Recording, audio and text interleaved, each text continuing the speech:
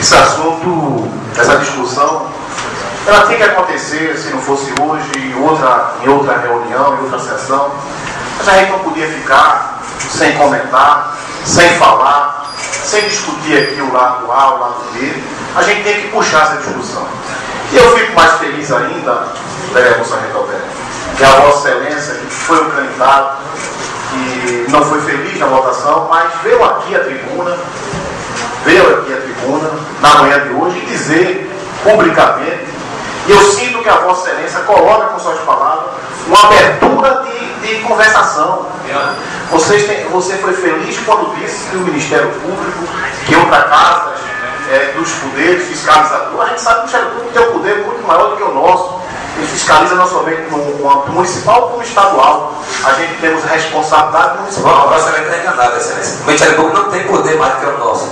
É engano de Vossa Excelência, está enganado. Eu só puxei e concluí. Dizer o seguinte, que ele tem um poder muito maior quando ele fiscaliza a nível estadual, a nível municipal. Nós temos um poder municipal, esse poder que aqui está. E também colocando que a independência das discussões internas, ele não pode se interferir ao ser nós aqui que temos a discussão. Mas a Vossa Excelência coloca com muita tranquilidade, com muita firmeza, né, de que o processo precisa ser discutido.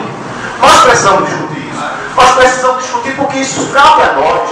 É uma discussão exclusivamente nossa aqui interna desta casa, né? E eu tenho certeza que nenhum de nós aqui, vereador, saiu por aí procurando o Ministério Público, fazendo denúncia no Ministério Público. Nem o candidato, companheiro Romero, que teve naquela sessão extra felicidade de ganhar as eleições, não saiu por aí para trás do Ministério Público tentando fazer uma denúncia ao querer, porque ele entende também, como a gente entende, como o vereador Hélio Júnior e o Paulo André, que isso é uma questão nossa.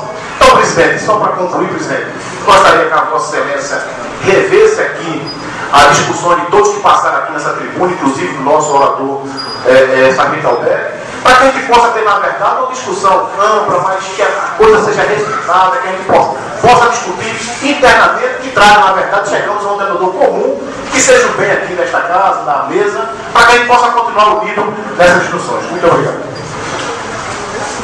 Com sua parte, Excelência, como sempre, é oportuno e direto no assunto.